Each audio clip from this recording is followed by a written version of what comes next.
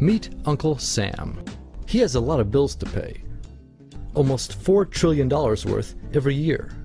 Uncle Sam's income is a little over $2 trillion per year. To make up the difference, the deficit, he does what most Americans do.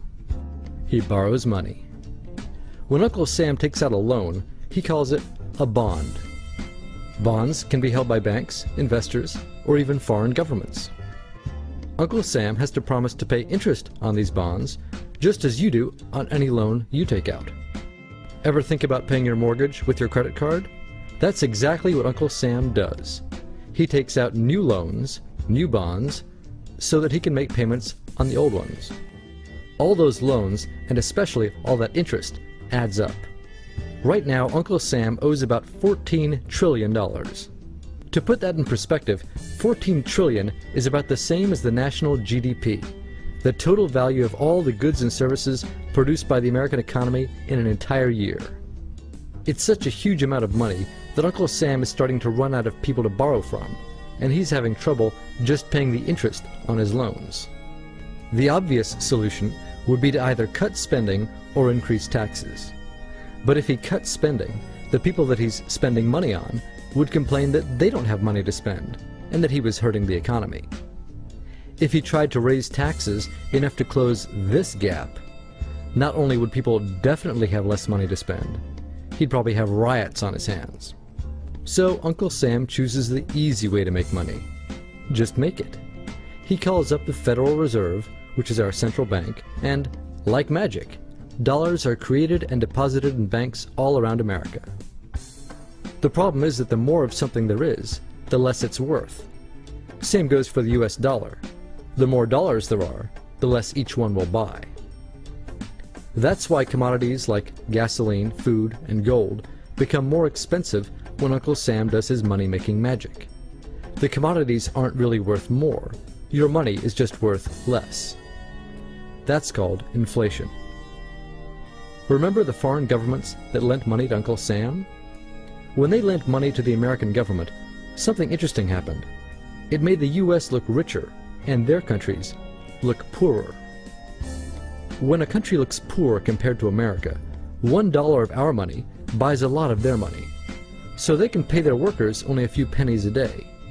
With such low labor costs, they can sell their products in America for lower prices than any American manufacturer can. The easiest way for American companies to compete is to move their factories overseas and pay their workers a few pennies a day too. This contributes to a recession. Americans lose their jobs, stop paying taxes, and start collecting government benefits like Medicaid and unemployment. This means that Uncle Sam has even less income and even more expenses. At the same time, the people who still have jobs are desperate to keep them, so they tend to do more work but not to get paid anymore. When your dollars are worth less and you're not earning more of them, that's called stagflation. And this is why Uncle Sam is in a catch-22. He can't raise taxes or cut spending without making the recession worse. And he can't have the Federal Reserve create more money without making inflation worse.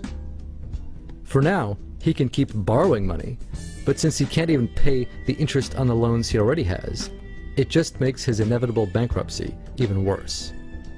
Whether it's in 2 months or 2 years, the day will come when Uncle Sam can no longer pay his bills. When that happens, the banks, investors, and foreign governments who are counting on that money won't be able to pay their bills. You see, just like Uncle Sam, governments, banks, and corporations don't actually have much money. Mostly, all they have is debt to each other.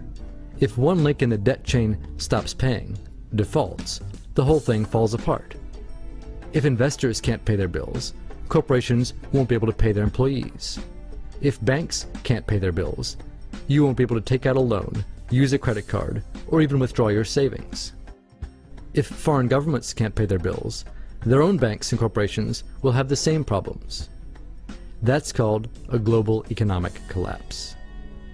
It's never happened before, so nobody really knows how bad it will be, how long it will last, or even how we'll eventually get out of it. The house of cards has already been built. There's no painless way to dismantle it now. All we can do is to educate each other about what's actually going on, and to prepare for what may be very extraordinary circumstances.